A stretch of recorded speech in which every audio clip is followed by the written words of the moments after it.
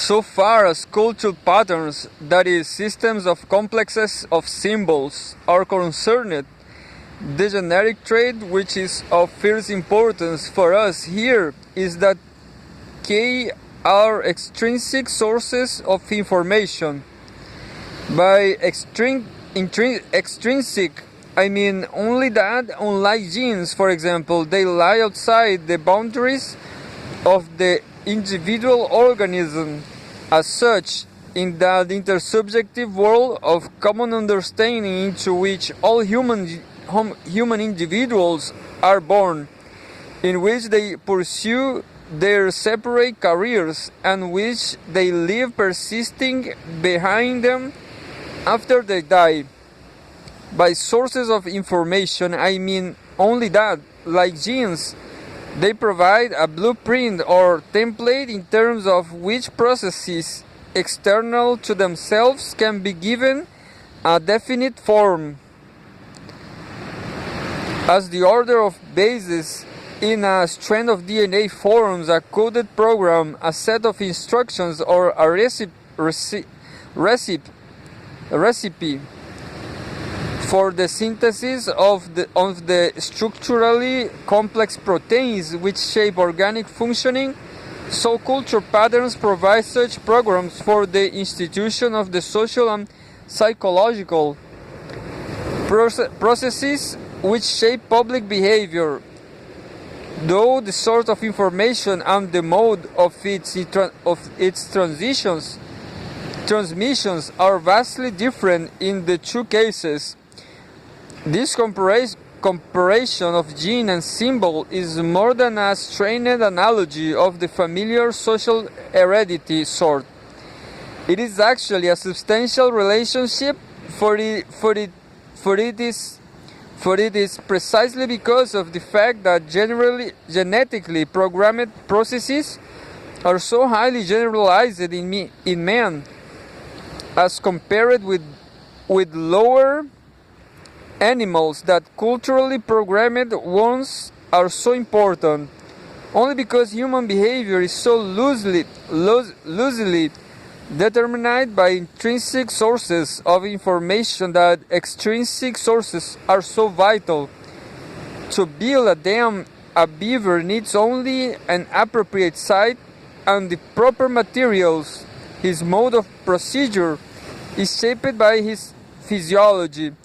But man, whose genes are silent on the building trades, needs also a conception of what it is to build them.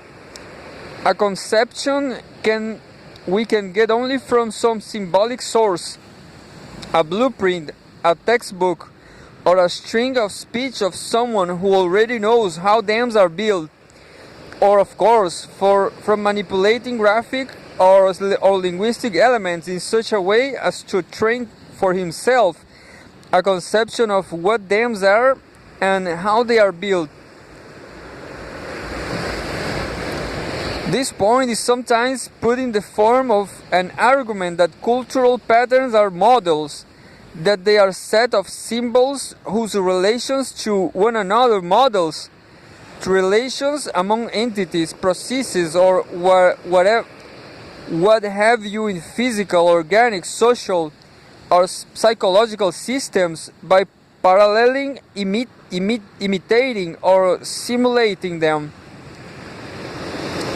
Then, the term model has, however, two senses, an off sense and a for sense, and though these are but aspects of the same basic concept, they are very much worth distinguishing for analytic purposes.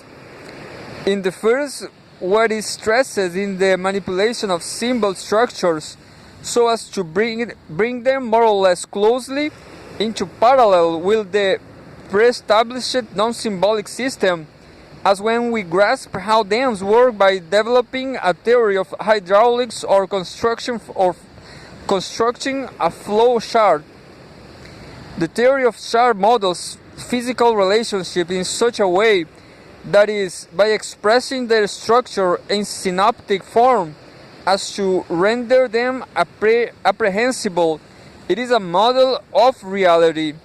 In the second, what is stressed in manipulation of these non-symbolic systems in terms of the relationships of expressed in the symbolic, as when we construct them according to the specification implied in a hydraulic theory of the conclusions drawn from a flowchart. Here the theory is a model under whose guidance physical relationships are organized. It is a model for reality, for psychological and social systems, and for cultural models that we found not ordinarily referred to as theories, but rather doctrines, melodies, or rites. The case is in no way different. Unlike genes and other non-symbolic information sources, which are only models for, not models of, culture patterns have an intrinsic double aspect. They give meaning, that is, objective conceptual forms to social and psychological reality, both by shaping themselves to it and by shaping it to themselves. It is in fact this double aspect which sets true symbols of. It is in fact this double aspect which sets true symbols off from other sorts of significative forms. Models for are found, as the gene example suggests, through the whole order of nature. From whatever there is a communication of pattern, such programs are, in simple logic, required. Among animals, imprint learning is perhaps the most striking example, because what such learning involves in the automatic presentation of an appropriate sequence of behavior by a model animal in the presence of a learning animal, which serves equally automatically to call out and stabilize a certain set of responses genetically built into the learning animal. The communicative dance of two bees, one of which has found nectar and the other of which seeks it, is another somewhat different, more complexly coded example. Craig has even suggested that the thin trickle of water which first finds its way down from a mountain sprint to the sea and smooths a little channel from the greater volume of water that flows after it play a sort of model for function. But models of linguistic, graphic, mechanical, natural, etc. processes which functioned not to provide sources of information in terms of which other processes can be patterned, but to present those patterned processes as such to express their structure in an alternative medium are much rarer and may perhaps be confined among living animals to man. The perception of the structural congruence between one set of processes, activities, relations, the entities, and so on, and another set of for which it acts and as a program, so that the program can be taken as a representation or conception, a symbol of the programmed in the essence of human thought. The intertransposability of models for and models of which symbolic formulation makes possible is the distinctive characteristic of our mentality. To establish powerful, pervasive and long-lasting moods and motivations in men by, so far as religious symbols and symbol systems are concerned, this intertransposability is clear. The endurance, courage, independence, perseverance, and passionate willfulness in which the Vision Quest practices the Plains Indian are the same flamboyant virtue virtues by which the attempts to live while achieving a sense of revelation, he establishes a sense of direction. The consciousness of the defaulted obligation, secret guilt, and when a confession is obtained, public shame in which Manus since rehearses him are the same sentiments that underlie the sort of duty ethic by which his property conscious society is maintained. The gaining of an absolution involves the forging of a conscience, and the same self-discipline which rewards a Javanese mystic staring fixedly into the flame of a lamp with what he takes to be an intimation of divinity drills him in that rigorous control of emotional expression which is necessary to a man who will follow a quietistic style of life. Whether one sees the conception of a personal guardian spirit, a family tutelary, or an immanent God as synoptic formulations of the character of reality, or as templates for producing reality with such a character, seems largely arbitrary, a matter of which aspects of the models of or model for one wants to for the moment to bring into focus. The concrete symbols involved, one or another mythological figure materializing in the wilderness, the skull of the diseased household, head hanging censoriously in the rafters, or a disembodied voice in the stillness, soundlessly chanting enigmatic classical poetry, pointing in either direction. They both express the world's climate and shape it. They shape it by inducing in the worshipper a certain distinctive set of dispositions, tendencies, capacities, propensities, skills, habits, liabilities, pronenesses, which lend a chronic character to the flow of his activity as the quality of his experience. A disposition describes not an activity or an occurrence, but a probability of an activity being performed or an occurrence occurring in certain circumstances. When a cow is said to be a ruminant or a man is said to be a cigarette smoker, it is not being said that the cow is ruminating now or that the man is smoking a cigarette now. To be a ruminant is to tend to ruminate from time to time, and to be a cigarette smoker is to be in the habit of smoking cigarettes. Similarly, to be pious is not to be performing something we will call an act of pity, but to be liable to perform such acts.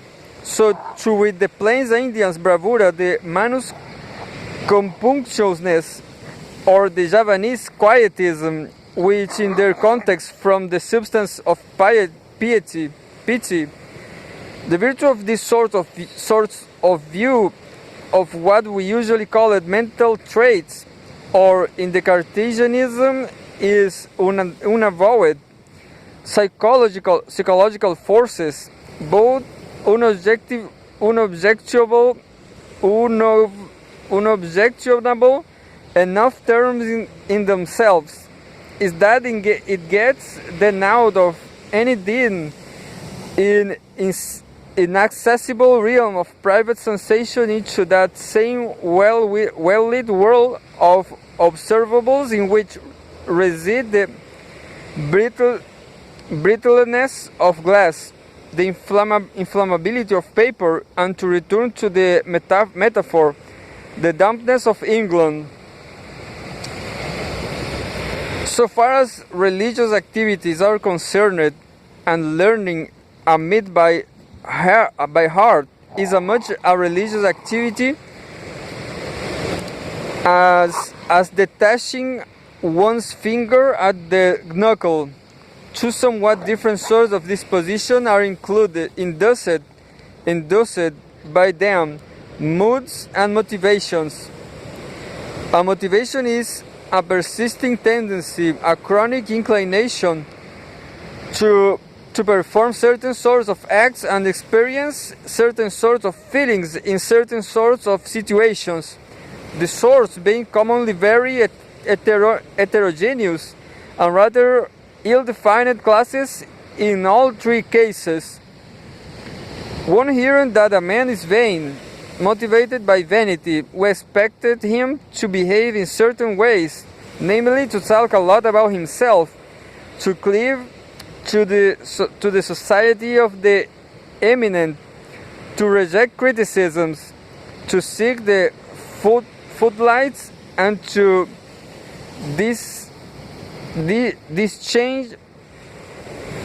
disengage himself from conversations about the merits of others. We expect him to indulge in rosy daydreams about his own successes, to avoid recalling past failures, and to plan for his own advancement. To be vain is to tend to act in this and innumerable other kindred ways. Certainly we also expect the vain man to feel certain pangs and flutters in certain situations. We expect him to have an acute sinking feeling when an eminent person forgets his name, and to feel buoyant of heart in light of joy on hearing of the misfortunes of his rivals.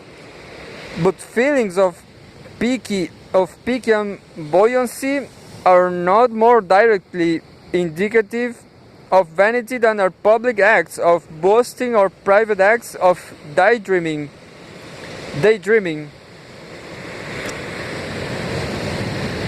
Similarly, for any motivations, as a motive, flamboyant courage consists in such enduring propensities as to fast in the wilderness, to conduct solitary raids on enemy camps, and to thrill to the thoughts of counting coups. Moral circumspection consists in such ingrained tendencies as to honor onerous promises, to confess secret sins in the face of severe public disapproval, and to feel guilty when vague and generalized accusations are made at senses. And this passionate tranquility consists in such persistent inclinations as to maintain one's poise come hell or high water, to experience distance in the presence of even moderate emotional displays, and to indulge in countless contemplations of featureless objects. Motives are thus neither acts and intentional behaviors, not feelings, but liabilities to perform particular classes of act or have particular classes of feeling. And when we say that a man is religious, that is motivated by religion, this is at least part, though only part, of what we mean. Another part of what we mean in that he has, when properly stimulated, a susceptibility to fall into certain moods we sometimes lump together under such covering terms as reverential, solemn, or worshipful. Such generalized rubrics actually conceal, however, the enormous empirical variousness of the dispositions involved, and in fact tend to assimilate them to this usually grave tone of most of our own religious life. The moods that sacred symbols induce at different times and in different places range from exultation to melancholy, from self-confidence to self-pity, from an incorrigible playfulness to a bland listlessness, to say nothing of the erogenous power of so many of the world's myths and rituals. No more than there is a single source of motivation one can call piety, and there is a single sort of mood one can call worshipful.